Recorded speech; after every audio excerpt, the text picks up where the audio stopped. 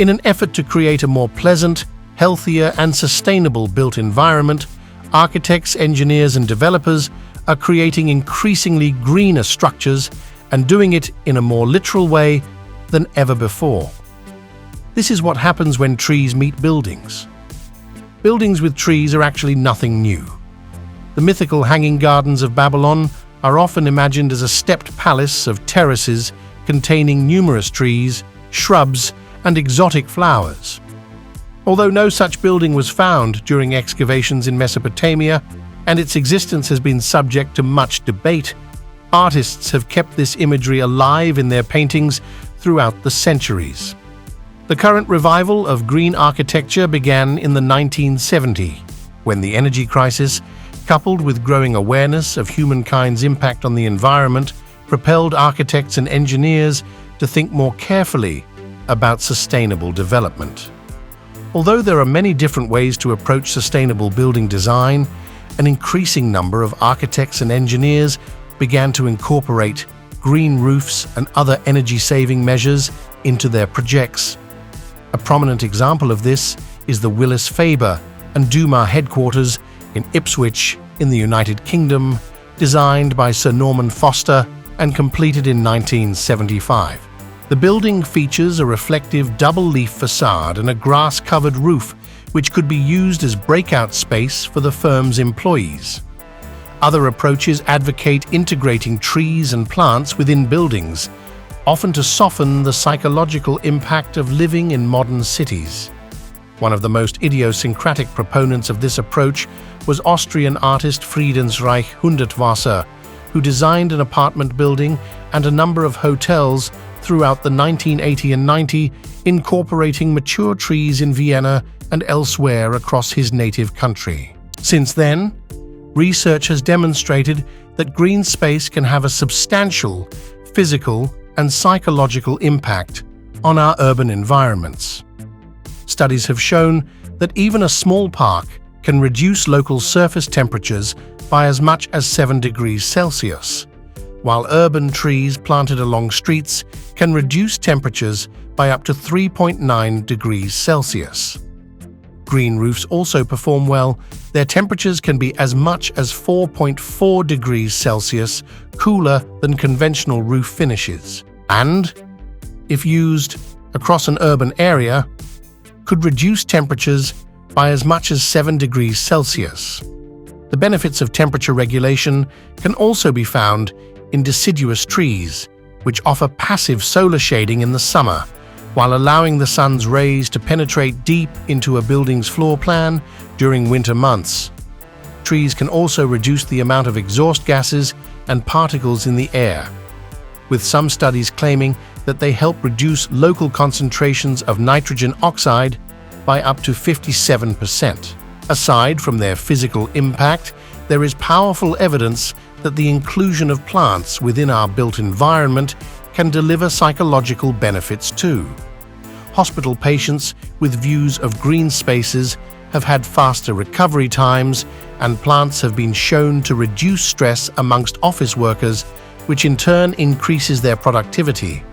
This can often lead to extensive planting being added to existing structures, either as a way to replace lost habitats or decrease urban island heat effect, or to create green spaces for the benefit of people living and working in dense urban areas.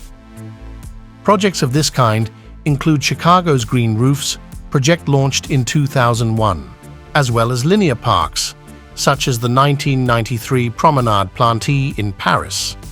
This was the precursor to the hugely popular High Line that now occupies a disused elevated freight railway in Manhattan, which first opened in 2009, and Thomas Heatherwick's unrealized Garden Bridge in London, proposed in 2013.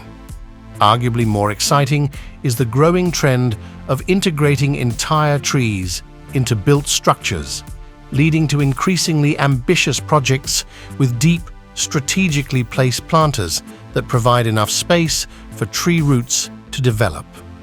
One of the most impressive examples of this is Acros, a cultural center in Fukuoka, Japan. First opened to public back in 1995, this 14-story building designed by Emilio Ambasz, steps down to meet the city's Tenjin Central Park. The building contains deep planters along the edges of its terraces that allow trees to take root and grow. Its 5,400 square meters, or 58,000 square feet, of greenery contains some 37,000 plants, representing 76 different species when it first completed. Today, it contains more than 120 varieties of plant and over 50,000 individual specimens. Architectural office MVRDV took a similar approach when designing the Netherlands pavilion for the 2000 Expo in Hanover, Germany. Here, the entire fifth floor of the structure was given over to a forest, in which deep planters accommodated mature trees. Although the structure has since fallen into disrepair, with the mature trees dying off, a new generation of shrubs and trees has since colonized the structure, approving the soundness of the principal later in the decade architecture and engineering firm. WOHA designed the Royal Pickering Hotel in Singapore, which included extensively planted terraces at 4-story intervals featuring tropical shrubs, vines, and palm trees. This building completed in 2013, just a year before the Twin Towers of Bosco Verticale, or the Vertical Forest, in Milan. Conceived by Stefano Boeri architects, these residential towers, standing 112 meters and 76 meters tall, respectively in central Milan, are the first successful example of tall buildings fully covered in trees. Standing between 3 and 6 meters tall when they were first planted, the trees will be allowed to reach maximum height of 9 meters before being pruned. In order to ensure their stability in the wind, the trees are tethered to the building using steel wires. Structurally, buildings that incorporate trees will of course require special consideration and additional strengthening and reinforcement in areas. In the case of Bosco Verticale, the additional cost of this reinforcement was clearly offset by benefits and did not prevent the project proceeding. There are other issues to consider when mixing trees with buildings too, such as the embodied carbon of the steel used in reinforcement or building superstructures, and the increased demands placed on maintenance. In this example, the project team were able to use Milan's excess underground water to cultivate the trees, minimizing the tower's ecological footprint. Another challenge posed by this new building type, with large amounts of potentially flammable organic matter attached to facades, is fire. Principally, engineers use established guidelines for green facades and green roofs to ensure their buildings meet fire safety regulations.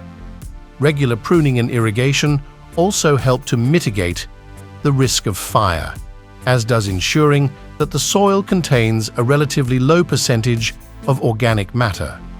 Learning from his work in Milan, Stefano Boeri is currently working on a number of similar projects in places such as Switzerland, China, and the Netherlands. The concept of incorporating trees into buildings is also employed across Southeast Asia and features heavily in the work of Vietnamese studio Vo Trong Ngia, who have incorporated trees into buildings as diverse as private residences through to a university office in Hanoi. Currently under construction in Taipei, Belgian architect Vincent Calabau's Agora Tower, based on the form of a DNA double helix, will feature extensively planted balconies. Meanwhile, in Shanghai, British designer Thomas Heatherwick's 1,000 Trees, a mixed-use building that features trees and shrubs on its structural columns, is nearing completion.